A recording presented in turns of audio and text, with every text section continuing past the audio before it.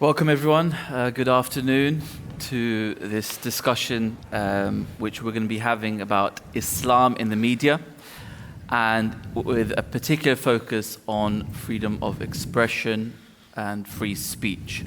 And we're going to be analyzing all sorts of things which we have in the media and in publishing today. But the focus, of course, is on how Islam is represented and whether or not it's represented in a fashion which is fair and which upholds justice. Of course, we want lots of questions from the audience. Feel free to ask any questions that you have. We're going to have an allocated section at the end, about 15-20 minutes for questions. And so do note down any questions which you have, anything you want to push back on from the panelists as well. And that takes me to the panelists. We have two esteemed panelists. The first is Atif Rashid, who is a former journalist who worked in the BBC for a number of years. And now he is the editor of Analyst News, which is a non-profit news organization which discusses various elements of the news, but focusing on absolute justice, geopolitics, and reading between the lines of what is represented in mainstream media and what the reality is as well. So we welcome Atif. We also have Amir Safid, who is the editor-in-chief of the Review of Religions magazine, which is the oldest Muslim magazine, actually. Spans over 100 years. And he is also the director of translation for MTA International, which is a Muslim channel, and which covers over 20 languages as well. So we're going to be asking them all the questions and starting this discussion. And what I want to start off with, gentlemen, is, of course, freedom of expression, freedom of speech. It's in our constitutions. It's in the Declaration of the United Nations. It's in every kind of article within universal and international constitutions. It's accepted. We know freedom of speech, freedom of expression is extremely important. And unfortunately, when we're speaking about Islam, we know that a lot of Muslim countries don't uphold free speech and freedom of expression to the extent that we enjoy in the West.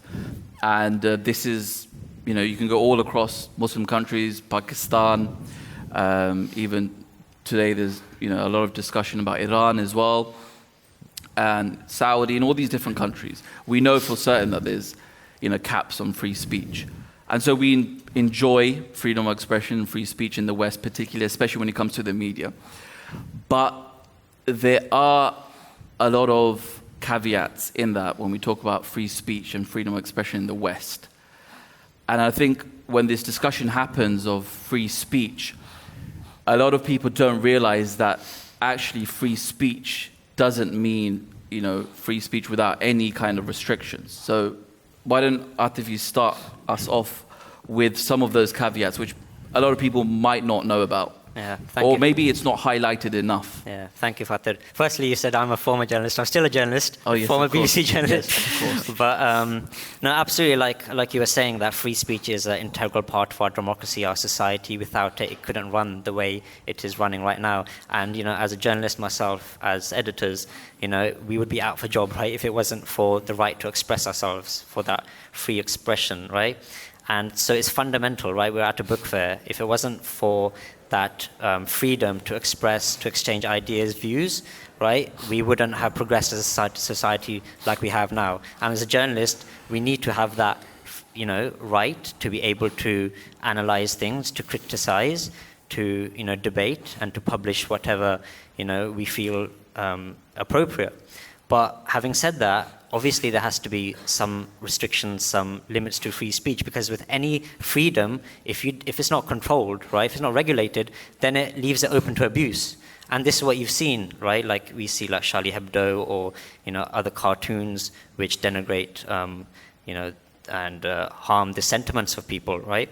And also, like, there's this misconception that, you know, free speech has to be complete and absolute. There's no such thing as complete and absolute free speech. If you look at society today, you already have limits. You already have laws which restrict certain types of speech, right? You have laws against hate speech, you know, anti-Semitism, racism, right?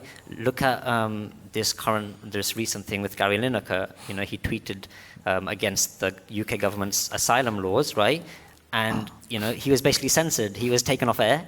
The government went after him, right? And he was, you know, he was like, they were trying to pressure him to, you know, make an apology. So if there's complete free speech, why are we having these kind of conversations where we're, you know, criticizing people for saying certain things? And also, you know, as a journalist, we have to think about contempt of court. There's certain things we can't say, we can't report on, we can't publish, right? There's defamation, there's invasion of privacy, right? We can't just say anything and everything. You know, Meghan Markle, she won her case against the Daily Mail for invasion of privacy. So these kind of things, you know, are ongoing. And, you know, like, we live in, you know, we say that we live in a free world, a free society, a free country. But what does that actually mean? Does that mean you're free to do anything and everything? It doesn't, right? You have laws against, like, pretty much everything. You can't just walk into any building. There's private property, right? There's road regulations. You can't drive over the speed limit.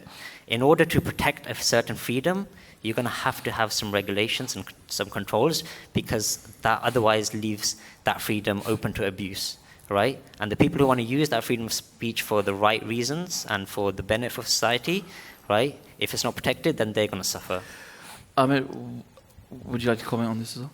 I think it's just a really fascinating debate. The magazine I belong to, we've had to cover from Charlie Hebdo to the Gillian Poston, is that how you pronounce it? The Gillian Poston cartoons, the Dutch ones. We've had to cover all of these and give a response. And I think I agree everything Atif has said. I think what people probably comes to their mind is, if we look at the world now, it could be a Muslim or non-Muslim country, but you see discrepancies in how free speech is practiced. So, for example, North Korea is not a Muslim country, but there's no free speech. So there's not even a debate about defamation or anything. You just can't speak at all. At all. You could have Muslim countries or you could have non-Muslim countries where you cannot speak at all against the government, and you can't express a lot of things. So in that sense, we may argue that in many Western countries in particular, at least we can speak our mind. Whereas in certain countries, I said it could be North Korea, it could be Saudi Arabia, where you cannot even speak against the government. You'd be arrested, you'd be shut down. Even our magazine, The Review of Religions, is banned in a lot of countries, including Muslim countries. And why is that? Because the community I belong to, the Ahmadiyya Muslim community, we purport a very peaceful, tolerant version of Islam. We are against all forms of violence, and most Muslims are anyways. But generally, we've said many things like apostasy is not punishable by death. Right. We've said, for example, although freedom of expression is completely allowed in Islam, there's no secular criminal law ordained in Islam against it. It's left to God. And this is the example we see in the time of the Holy Prophet Muhammad, who was the founder of Islam, that he was abused, he was cursed, but he never responded. He left it to God.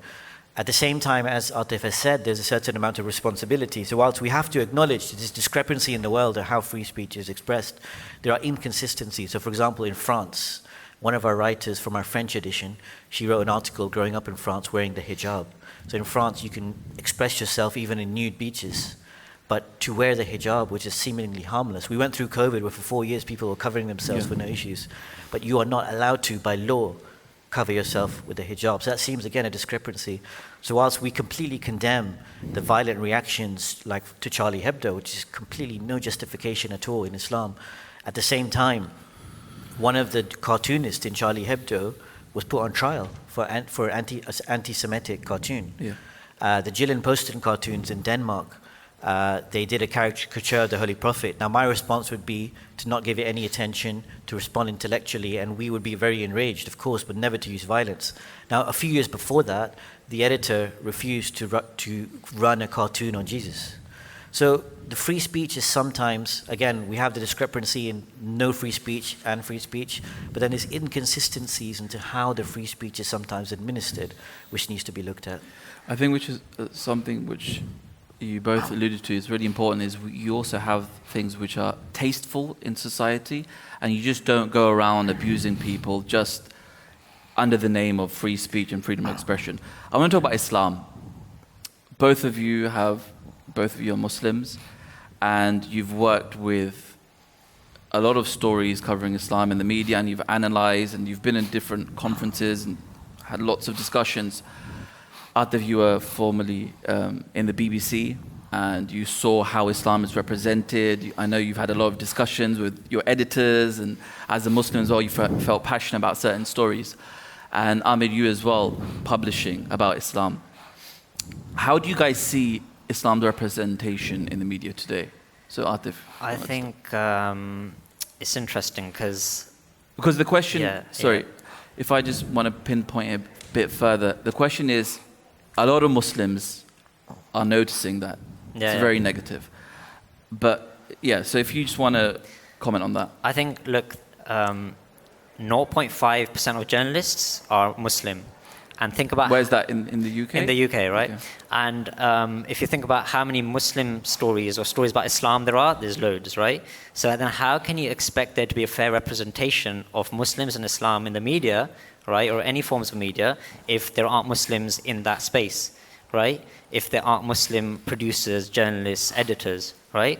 And also, is the Washington Post who did a study in the USA, and they found that they kind of, examined loads of newspapers, and they found that 78% of coverage which included Islam or Muslims was negative, right, compared to 40% when it came to Christian mentions in newspapers, right? So it's a very clear, discrepancy there. And also, you see, Daily Mail headlines Muslim plot to kill the Pope, or Ramazan train driver crash, right? And these are all baseless headlines, right? And they're just there to rile up and get some viewership just for views. So I do think there is a discrepancy there, and I think it is unfair in some ways. But I worked at the BBC, and I do have to say that it's not easy for an editor either. I don't think... I want to stop you there, because that's a really interesting point. I'm going to come back to that later. Ahmed, what would you say? I would say that there's a double-sided thing to this. Number one is that there's a responsibility of the media, in the sense that sometimes, if we look when unfortunately some terrorist attacks were happening by a minority of people who don't represent Islam at all, because Islamic teachings do not support this at all, often the people who were coming in the media were people of very fringe extremist movements who represented a tiny minority of the 1.6 billion Muslims. And they were constantly given air. And the media has responsibility, because when you constantly give them air, a majority of people don't have a friend who's a Muslim, and they're assuming that is a representation, and that is not the representation, even amongst Muslims. And those very people are killing Muslims more than anyone else. So it's, to one hand, media's responsibility, because nowadays everything is driven by social media, is driven by media. Everything we speak about at home is driven by what's on the news. So if those people who are completely unrepresentative of Islam itself and represent barely 0.001% and who are extremists are constantly brought on and given airtime, that then fans the flames further. So that's one thing, bringing the correct people on. Right. Secondly, it's a responsibility on us. We have to take that as Muslims as well. So as an example, in America, after one of the terrorist attacks, what we did is, in our team, the Review of Religions, we found the person with the biggest beard. And we went around America. I went with him as well. We went to 22 states. And we had a board called I'm a Muslim, Ask Me Anything. And we went all the way from Seattle down to California, to Arizona, to Texas, to Mississippi. We didn't show all of them. We selected a few of them. And people asked, the majority of people just had no interaction with Islam and had questions. And 6-7 million views later, it ended up knockoff campaigns, which entered into the Daily Mail, CNN, Al Jazeera. So many people covered it. And this video is still available on YouTube. It is still available on our YouTube Review channel. of Religions channel, and it's called I'm a Muslim. I'm Muslim, Ask Me Anything. So I'm saying we have a responsibility as well. I was just at the publishing show in Excel Center a few weeks ago, and I was on the panel with someone from Channel 4, from News UK, who published the Times, the Sunday Times, and from the BBC. And the lady from News UK, an executive, said, look, I want to say to you very humbly that actually we are afraid to... I have basic questions about Islam that I want to ask. And for example, Ramadan was coming, said, Yeah. why do Muslims fast? How come you can't even drink any water? And we want to ask these questions. So I actually went back afterwards to my team and said, look, whilst the media have responsibility, we have responsibility to get our message out. Our message sometimes is a bit complicated, theological. And so in Ramadan, one of our content creators created daily Ramadan reels, 60 seconds of really basic questions like, why do you fast? Who has to fast, who doesn't have to fast? That became very popular as well. So whilst the media have a responsibility to bring on the right people, not bring on fringe groups who don't represent, we have a responsibility to get out there, because there's a lot of people who aren't all right-wing, I'm not saying conservative, but just right-wing generally, whoever they might be. Some people are just ordinary law-abiding citizens who have genuine questions, and we need to also get our message out there. So there's a double-edged sword to it. I remember when I was in college as well, a lot of my friends, they would say that, look, if we didn't have you as a friend, as a Muslim, whatever I understand about Islam is because of you. But if I didn't have you as a friend, I would just go to the media and kind of whatever they're representing Islam as, I would take that. But I want to come to your point, Atif, where you said working in the BBC, you had all these kind of conversations with your editors, you would push back at certain stories which were representing Islam in a negative light. But so Atif has something a bit different, I guess, to it's a more of a nuanced approach, I guess, an insight about the editors and their dilemma. Yeah, I think I'm going to defend editors a bit right now. But just echoing before that, Armin's point that it is up to Muslims themselves, and I as a Muslim can speak on this as well. Before I was a journalist, as a Muslim, it is our job to put ourselves out there, right? A lot of editors, how are they going to get the knowledge of what Islam is, what Muslims do, right? They're not experts in religion necessarily. They don't know the ins and outs of the theology, right? They haven't read, which editors probably, read the whole Quran front to back sitting there. It's just not going to happen. It's just not there. Just like we might not be experts in Christianity or Judaism or any other religion, right? So you can't expect an editor to know the ins and outs of that religion, and the only way they're getting their knowledge of Islam is what they're seeing Muslims do, right? So they're seeing that in Iran, for example, Muslim women are being forced to wear the hijab, or Afghanistan, or however Muslims are acting, and that's where they're getting their perception. And there's a study that 3/4 of people in the West get their knowledge of Islam from the mass media, right? And it's the same with editors, right? I think this is where I want to push back. You're saying that the editors are getting their information about Islam from the media, but that's the problem, right? Exactly. For example, there was recently the BBC, they published that video of an imam leading the Tarawih prayer, which is the night prayer after Isha prayers in Ramadan, and a cat, came up and he petted the cat, and it was a really positive story about Muslims. Everyone saw it, went viral. So my question is, isn't it the editors' responsibility to go out and find those stories about Islam, the majority of what Muslims actually believe, not the fringe elements of extremism and so on? So that's what I'm saying, is that editors aren't necessarily, I'm speaking from a BBC standpoint here, they're not going there maliciously trying to malign Islam. Right? Everyone has an unconscious bias. Even me, if I was to do a story about Christians or something, right? It's possible that my unconscious bias might come into play. But that's why, and I'll tell you, at the BBC, there was a whole training to rid yourself of unconscious bias. You have to take a step back. You have to reread what you're writing and make sure you haven't put any of your own kind of thoughts in there. And that does come out in writing sometimes.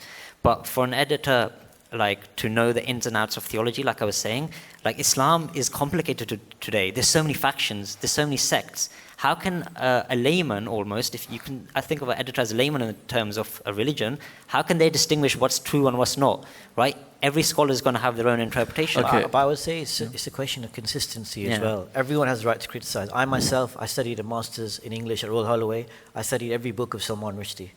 And my young community supported me in it. But I would never respond violently. I would respond intellectually. And I would say that, look, we're giving too much attention. He has the right to write what he wants, but he admits himself growing up that I did not even live Islam, I did not study Islam, I don't know much about Islam. So why would we go to there for attention? What I would say as an example is, if we take Iran, now it's entirely wrong what's happening in Afghanistan and Iran, absolutely wrong, and there's no justification of it in Islam. Islam actually says if you have daughters and you educate them, you'll be given a great reward in heaven. And in fact, the very first university in the history of humankind that was formed formally and is registered according to academic research is by Fatima al-Fihri in Morocco, who was a Muslim woman. She set up the very first university that we ever had. So Muslim women have played great roles. So what I would say is, while that's entirely wrong, there's no justification for it, for what's happening in Afghanistan and Iran. On the other side, while that's blown up in the media, we have one of the chief scientists at Pfizer who's a Muslim woman. We have hijabi women who are senior at Oxford, at Cambridge, who are never shone a light on. And who wear the hijab proudly. And you know, on a personal level, my daughter, my wife wear the hijab, but I would never force my daughter. We told her, if you want to, wear it. You know, not that, you know, we encourage it, of course, but she herself said, no, I want to wear it. And, you know, so the point is that there's many, many Muslim women around the world who wear the hijab willingly and who are mothers and are also wives, but are also doing phenomenal educationally and in their jobs. But they are not promoted. Whereas when we have wrong examples, which are entirely wrong, and I stand against it, only that. So there's a question of consistency as well, which then comes into people's mind. They only see one side of it, and that would be the job of an editor to see. But I would say that I think that's changing now, the landscape. Like, editors do realize that they have been unfair, especially after 9/11, right? It's all about terrorism. Now, just like that example you gave about the cat which climbed up the imam, now Muslims are suddenly being humanized a bit more. And you're seeing positive stories about Muslims as well a bit more these days. You worked in the social media section of BBC Radio 4. What do you think the role of social media is? Because this clipping of this cat climbing up the imam, it was actually first blown up on social media. And people from, you know, the younger generation, it's all about social media. And I think a lot of, like, you have a lot of Muslim, you know, there's a lot of Muslim, for example, cooks who are on social media and they're speaking about Ramadan at the same time, and there's people kind of understanding the more human side to Muslims, which mainstream media wasn't given. So what do you think the role of social media is as well? And Ahmed, I would like to come to you as well, because you guys are really massive on social media as well. Yeah, I think obviously social media is where everything is at right now, and where the mainstream media fails, social media can pick up on that. And I think Amir and his team have done a good job there with amplifying the Muslim voices on social media, and it is the job of Muslim communities to be present on social media, use mass media, to project yourself, right? Don't think that, it's something that, we shouldn't be doing, we should be humble and things. Of course, should be, but, you have to put yourself out there. And one example I'll give is like, I'm part of the Ahmadiyya Muslim Youth Association, and we did flood relief efforts in Cumbria. And, the news would have never covered that because it's a positive story. But I wrote to the Daily Mail and I wrote a letter, said, look, there's a whole group of Muslims, young Muslims, we're going and helping the flood relief efforts in Cumbria, right? This is the kind of things that you should be publishing. Can you believe it? The Daily Mail, of all papers, they published it, and it was a whole front page, and they published my picture with it as well. So if Muslims, get up and try and get some positive coverage, then they do get success as well. I think, and building on that, made me remember that I think with social media, it's really important to have the face-to-face interaction. You can't only rely on social media. So when the Westminster terrorist attacks happened, we had published the I Am Muslim video, which had like 6-7 million views. So the Ahmadiyya Muslim Youth Association, who organized this talk, they actually asked us to print out about 300-400 T-shirts saying, I am Muslim, ask me anything. And then they had their emblem, AMIA UK. So they went out to Westminster, 200-300 people, we made a video on it, and that was phenomenally effective because they went out and said, look, we're peaceful Muslims, we stand against this, people are asking, and there was an English person who said on our interview that, look, people say, why don't the Muslims come out and say we don't stand for this, but they have come out. And so they came out, and that collaboration went quite viral in the media, to the credit of the media. And so social media worked, but then people on the ground asking questions, speaking. There was hundreds of conversations, very beautiful. People had basic questions, or why is this happening? And they would be given answers. So combining that together is really important. Okay, we're finishing on time. We've got about 15 minutes left. So just quickly, from both of you, there's a quick question which a lot of people ask, and that is, why is it that Muslims seem to be the most sensitive people when it comes to freedom of speech? So we have cartoons of the Prophet Muhammad, peace be upon him, published, Charlie Hebdo, other cartoons as well. And there's these terrorist attacks, right, which of course we're saying is completely unjustified. And there's a lot of Muslims who would come out and the protest. So people ask the question, the Christians aren't doing that, Jews aren't doing that, atheists aren't doing it, why is it Muslims? I wouldn't accept that premise at all. Okay. Like, who says that it's just Muslims who are sensitive and only Muslims, give a backlash? I don't accept that at all. If you look at, any other group, if you look at the Jewish community, if there's something which is said negatively about Israel, they will, pressurize media and say, look, this is wrong, you're misrepresenting us, and they have a right to do that. Tell us about the BBC reporting. If there's. So if I'm not sure if you're allowed to, but if there's a report, if there's a complaint, right? Complaints. The thing is, BBC is very scared, the editors, right? And it used to annoy me a lot, actually, because editors are scared to get something wrong. The worst thing is you've written an article and you get a phone call said, you got your facts wrong and this and that. And sometimes, right, it might be that you got your facts right and it's just they didn't like it and they just try and pressure you. So you do get that from other communities other than Muslims? Other than Muslims. Look, there's the Jewish community and Muslims as well. Look, I'm from a minority Muslim community, Ahmadiyya Muslim community. Editors used to get complaints from other Muslim communities saying, why are you giving them airtime? They don't represent us. Yeah, but right? I want to focus on non-Muslim communities. Yeah, non-Muslim communities as well. Yeah. So we did get, even if you look at LGBT community, they also pressurize and, they want to be represented in a certain way, right? So I don't think it's fair to say that it's only Muslims, right? You have all sorts. And then you have feminists, right? And these are all groups which have a big voice. Again, I think it comes to the media representation as well of who is complaining. But what I'd say is that I think sometimes there's a justification for complaining, right? Muslims, if you're feeling aggrieved that you're being misrepresented, and I think there is justification because obviously some of the headlines you see outright lies and some of it's complete mockery, right? So if you're not being outraged at something that, is aggrieving you, it means you don't really hold those beliefs to heart, right? So it's justified. But what I'd say is wrong how some Muslims react. Yeah, and on that reaction, Ahmed, what would you say? Look, the thing is that most Muslims are peace living. What it is that you have to understand, just like in Christianity, there's hundreds of different sects and some of them war with each other. In Islam, there's many different factions. It's not just one conglomerate religion. It is one religion, but there's many different sects. And some of them in some countries are even killing each other. And so what you have to understand is that the leaders of some of these groups are purporting certain interpretations which are entirely wrong. The masses don't read the literature and follow what they say. Yeah. So some of it comes down to that as well. I can only represent the community I belong to, the Ahmadiyya Muslim community. And I said most Muslims are peace-loving, even who are not from our community. But the Ahmadiyya Muslim community, which was set up 120 years ago, was founded for this very purpose, to try and bring back that true picture of Islam, which is peaceful, which is logical, which is scientific, and which is spiritual. And so over these 120 years, we've tried to present what is real Islam, which is, as I mentioned, apostasy is not punishable by death. You can have freedom of expression.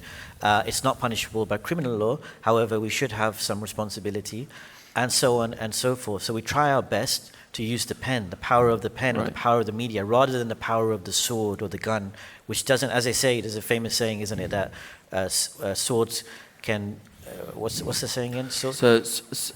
Swords, I've completely gone blank with that as well.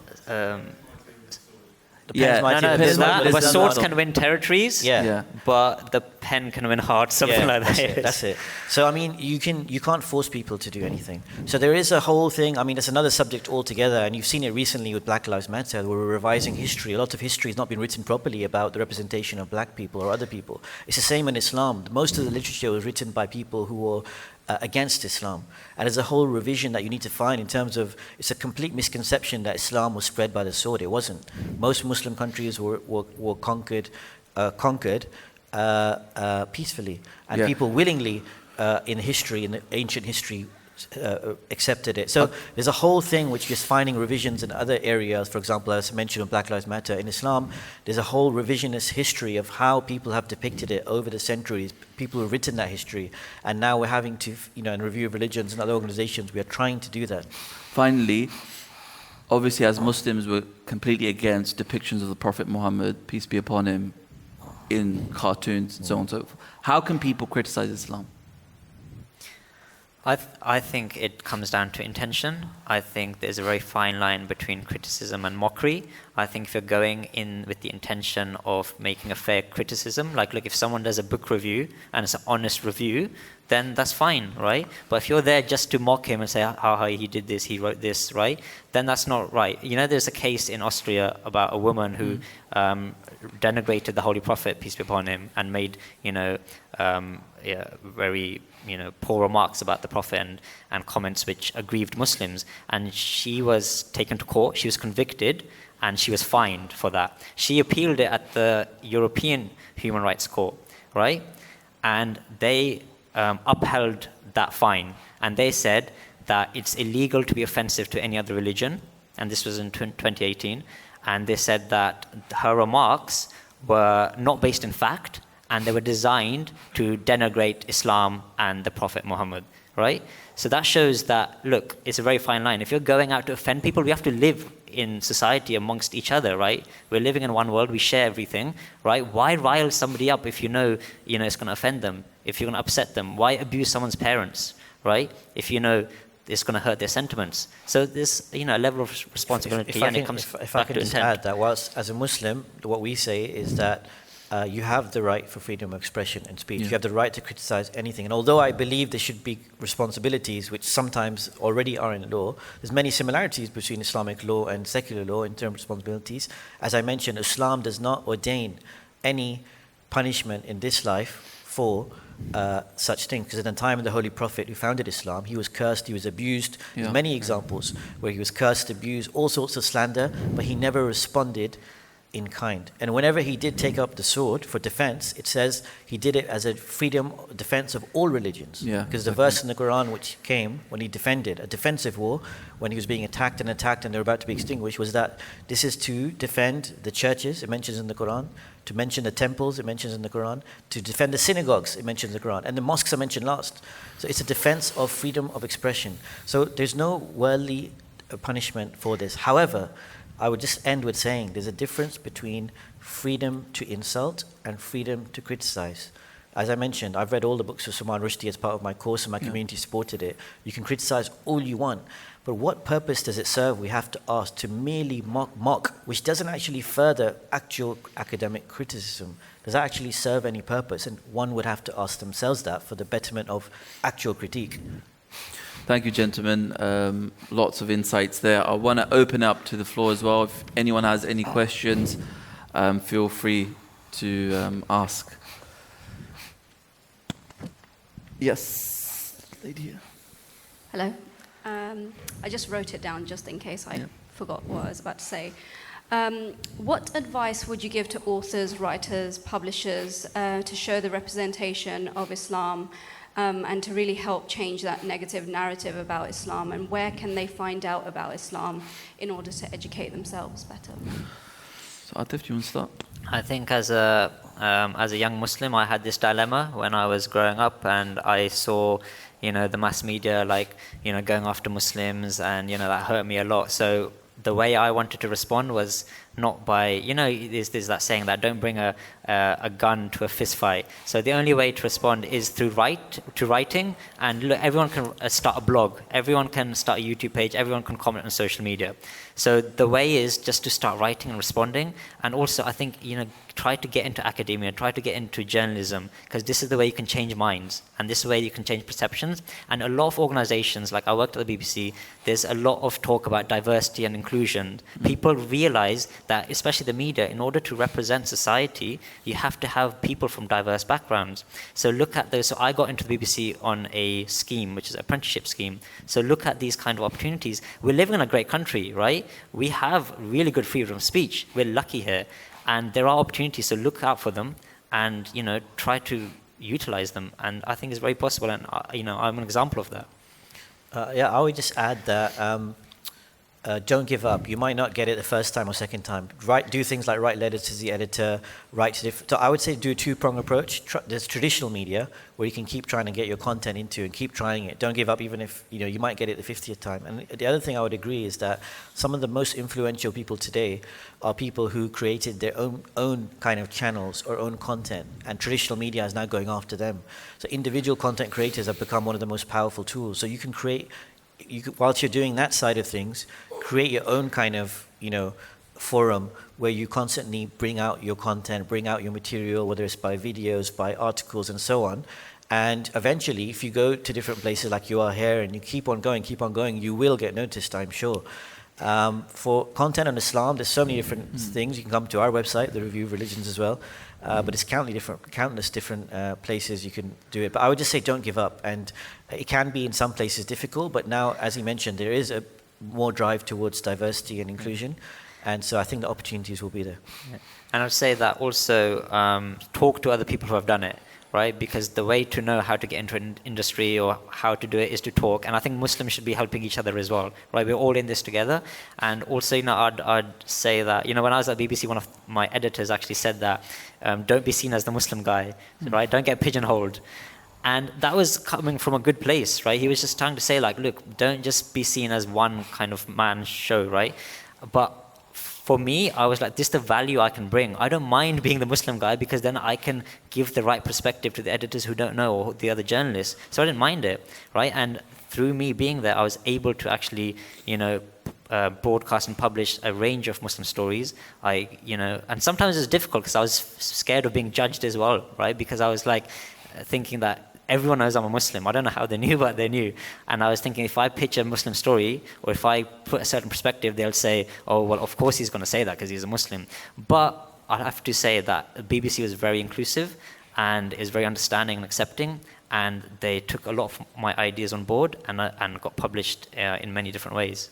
And even stuff like ISIS, terrorism, I pushed back a lot. Yeah. I said that why we shouldn't be calling them Islamic State. We should do Daesh, or put it in quotes, or so-called, right? And then that usually got implemented.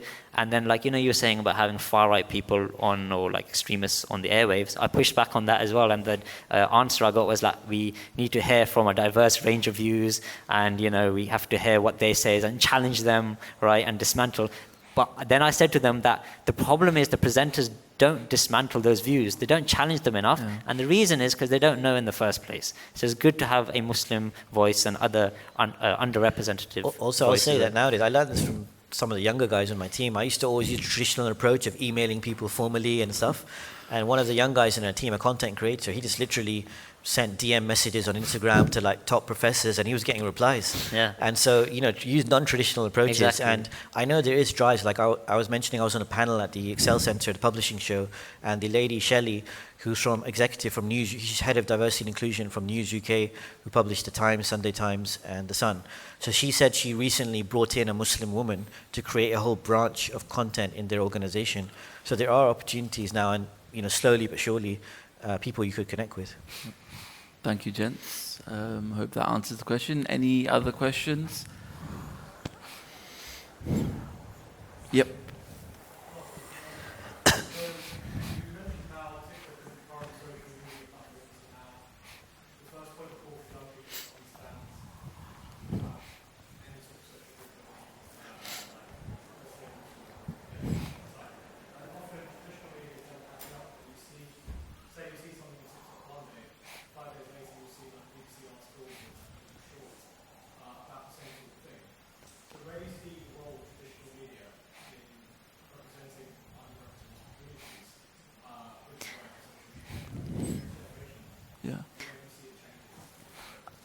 I think traditional media is really slow and really, is really slow to latch on to the new trends. At the BBC, they didn't want to get on TikTok because they were like, this is not a serious platform. This is not, this is not what the BBC should be doing. But now they're on TikTok and they're a bit late to the curve. There's journalist Sophia Smith-Gaylor. She was really pushing for the BBC to get on TikTok because she could see the new trends, right? But they really resisted.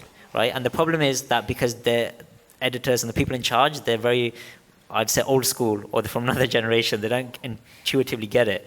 So I do think they are understanding that they're losing the younger audiences, and they need to, get on social media and kind of modernize almost. So I think it will get there, but that is the job of traditional media to kind of latch onto these trends quicker.